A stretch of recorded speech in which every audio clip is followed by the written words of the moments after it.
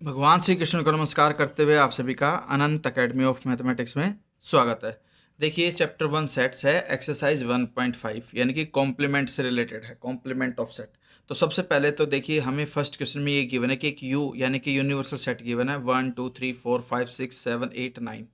फिर सेट ए गिवन है 1 2 3 4 का, सेट बी गिवन है 2 4 6 8 का, and set C is equal to 3 4 5 6। ठीक है, ये एलिमेंट है। हमें complement of A, complement of B, complement of A union C, complement of A union B और double complement of A and complement of B minus C, ये find out करना है।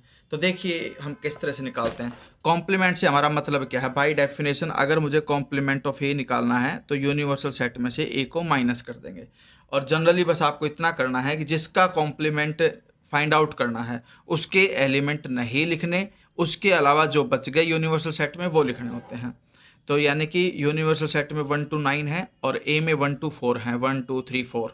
तो ये चारों एलिमेंट हटा दो, ये हट गए, बच गया क्या वो लिख दो 5 6 7 8 एंड 9। ठीक है, फिर हमें निकालना है कॉम्प्लीमेंट ऑफ बी। अब जो सेट बी है उसमें 2 4 6 8 है, यानी कि इवन नंबर हैं आपके पास, उनको हटा दो, ऑड नंबर जो बच गए वो लिख दो 1 3 5 7 9। ठीक है, बी कॉम्प्लीमेंट आ गया आपके पास। फिर हमें ए यूनियन सी का कॉम्प्लीमेंट निकालना है, तो पहले हमें ए यूनियन सी निकालना पड़ेगा कि क्या है। A union C is equal to, A है 1 2 3 4 और सी है 3 4 5 6। तो कंबाइंड करके जब हम लिखेंगे तो 1 2 3 4। अब देखिए 3 4 ऑलरेडी ए में आ चुके हैं, लिखे जा चुके हैं, तो अब हम दोबारा नहीं लिखेंगे, सिर्फ 5 और 6 जो बच गए वो और लिखेंगे। ठीक है, अब हमें निकालना है ए यूनियन सी का कॉम्प्लीमेंट। तो 1 2 3 4 5 6 हटा देंगे, यहाँ से यहाँ तक हटा देंगे, बच गए 7 8 9। तो ये आपके पास आ जाएंगे 7 8 9। अब हमें निकालना है ए यूनियन बी का कॉम्प्लीमेंट। तो पहले तो हम A union B find out कर लें। 1 2 3 4, ये तो ए के एलिमेंट आ गए जिसमें 2 और 4 ऑलरेडी इंक्लूड हो चुके, बचे 6 और 8। तो 6 एंड 8, तो ये तो आ गया ए यूनियन बी। अब हमें क्या निकालना है? Complement of A union B निकालना है। तो 1 2 3 4 छोड़ने हैं, 4 के बाद 5, 6 भी छोड़ना है, 6 के बाद 7 आता है, 8 भी छोड़ना है, 8 के बाद 9। तो ये तीन एलिमेंट ऐसे हैं जो यू के अंदर ये हटाने के बाद बच जाएंगे, तो ये आ जाएगा आपके पास। इसके बाद मुझे निकालना है डबल कॉम्प्लीमेंट। ये डायरेक्टली याद रखना कि भाई जो ए कॉम्प्लीमेंट है उसका फिर से कॉम्प्लीमेंट करोगे तो वो वापस ए ही आ जाता है। तो आप डबल कॉम्प्लीमेंट को ए के इक्वल रखोगे और ए है 1 2 3 एंड 4। अब लास्ट है आपके पास बी माइनस सी का कॉम्प्लीमेंट। तो पहले बी माइनस सी फाइंड आउट करेंगे। अब देखिए जो सेट बी है आपके पास वो तो है 2 4 6 8, और जो सेट सी है वो गिवन है 3 4 5 एंड 6। मुझे क्या फाइंड आउट करना है? बी माइनस सी। तो बी माइनस सी का मतलब सी के जो एलिमेंट है 3 4 5 6 ये नहीं लिखने, तो ये हटा देना है हमें बी में से। तो 2 लिखेंगे, 4 ऑलरेडी हट चुका है नहीं लिखेंगे, 6 भी हट चुका नहीं लिखेंगे, सिर्फ 8। ये आपके पास बी माइनस सी आ गया। अब मुझे कॉम्प्लीमेंट ऑफ बी माइनस सी निकालना है। तो इसके लिए क्या करेंगे? जो 1 to 9 यूनिवर्सल सेट है उसमें से 2 और 8 हटा दो, बाकी जो बच गए वो लिख दो। 1 3 4 5 6 7 8 हटाना है हमें, और 9। ठीक है, तो ये फर्स्ट क्वेश्चन के 6 पार्ट कर दिए मैंने। अब आते हैं हम सेकेंड क्वेश्चन पे। If U is equal to A B C D E F G H, find the complements of the following set. सीधी सी बात है, ए बी सी को हटा दो, D E F G H बच जाएगा एक कॉम्प्लीमेंट ऑफ ए के लिए। फिर वैसे ही बी में देखेंगे डी ई एफ जी, ये चार एलिमेंट हम हटा देंगे तो उसका कॉम्प्लीमेंट आ जाएगा। अब देखिए डी ई एफ जी नहीं लिखना, डी ई एफ जी नहीं लिखना, तो क्या लिखोगे? ए बी सी और एच। ठीक है, तो बी क्या आ जाएगा? मतलब कॉम्प्लीमेंट ऑफ बी जो आएगा वो हमारे पास आ जाएगा डी ई एफ जी हटाने पर A B C, D E F और जी नहीं लिखना, बचा क्या लास्ट में? एच। तो ये कॉम्प्लीमेंट ऑफ बी आ गया। वैसे ही सी के अंदर ए सी ई जी हटा दो, तो ए ये रहा, सी और आपके पास ई और जी, ये हटा करके जो भी बचेगा वो कॉम्प्लीमेंट ऑफ सी कहलाएगा। वैसे ही आप डी का कॉम्प्लीमेंट निकाल सकते हो। क्वेश्चन नंबर 3 में ये है कि भाई taking the set of natural numbers as the universal set, यानी कि नेचुरल नंबर को हमने यूनिवर्सल सेट ले लिया। Write down the complements of, जब भी ऐसे सेट बोल्डर फॉर्म आती है तो उसको लिखने का तरीका ये होगा, जैसे कि आपको कह दे कि भाई x is an even natural number, तो कॉम्प्लीमेंट में क्या होगा, आपको सिर्फ क्या जोड़ना है, नॉट, और कहाँ पर भाई सेम लिखना है, x is not N even natural number, तो इसका कॉम्प्लीमेंट आ जाएगा। एक करके दिखा देता हूँ, बाकी समय नोट ऐसे लगा देना। जैसे कि फर्स्ट पार्ट के अंदर हम सेट को ए नाम दे देते हैं और वो हमें क्या given, x is an even natural number, ये हमें गिवन है क्वेश्चन के अंदर। तो कॉम्प्लीमेंट ऑफ ए से हमारा मतलब होगा x dot dot x is not N even natural number. हम ओड नंबर भी लिख सकते हैं कॉम्प्लीमेंट में, लेकिन नोट वाला ऑप्शन याद रखो, ठीक है, क्योंकि हमें यहाँ तो पता है कि भाई इवन का अपोजिट ओड होता है, लेकिन हर किसी में नहीं पता होता। सेम वे में सेकंड का आ जाएगा x is not an odd natural number, इसका कॉम्प्लीमेंट में नोट लगा देना कि x is not an odd natural number. Third वाले के अंदर कि भाई x is a positive multiple of 3 है, तो कॉम्प्लीमेंट क्या आएगा, x is not a positive multiple of 3। फिर यहाँ पे फोर्थ पार्ट में है x is a prime number, तो x is not a prime number. x is a perfect square है, तो कॉम्प्लीमेंट क्या आएगा, x is not a perfect square. Fifth रह गया था हमारे पास, x is natural number divisible by 3 and 5, तो आप लिखोगे x is a natural number which is not divisible by 3 and 5, ठीक है। फिर यहाँ पर नॉट ए परफेक्ट स्क्वायर, यहाँ पर लिखोगे not a perfect cube complement के लिए। अब यहाँ पर क्या है, x plus 5 is equal to 8 है, तो आप क्या लिखोगे, x plus 5 is not equal to 8। फिर यहाँ पर भी वही कंडीशन है भाई, 2x plus 5 is equal to 9, तो 2x plus 5 is not equal to 9। या फिर आप एक काम करोगे इनके अंदर, क्योंकि हमें यूनिवर्सल सेट नेचुरल नंबर की बना ना, तो ये थोड़े से अलग तरीके से करने पड़ेंगे आपको। जैसे ये दे दिया कि भाई x dot dot seventh part x plus 5 is equal to 8, ठीक है।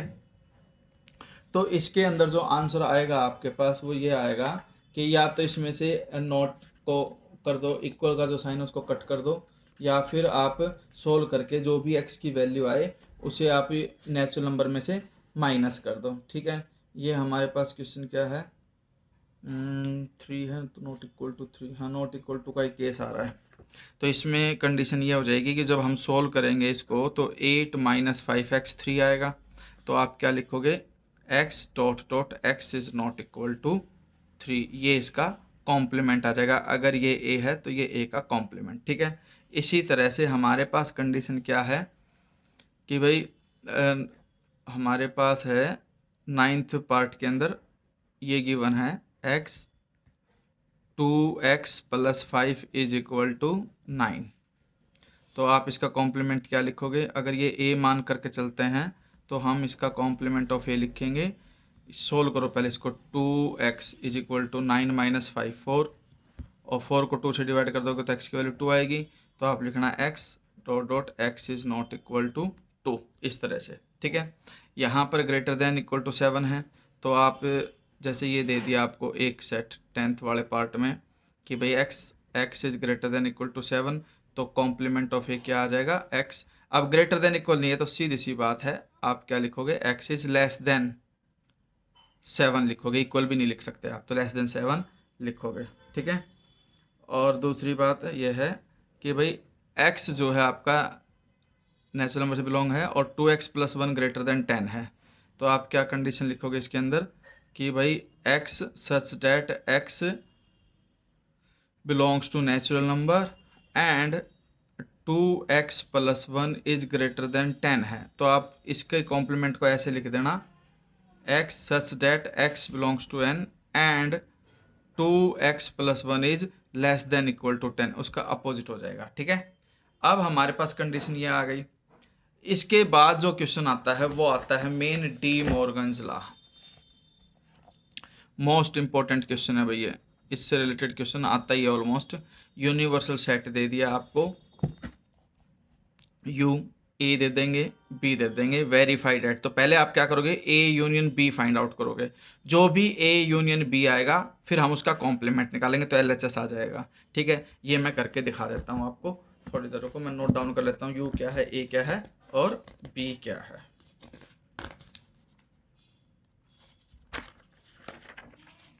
हमारे पास जो यूनिवर्सल सेट है इसके अंदर वो 1 to 9 तक गिवन है।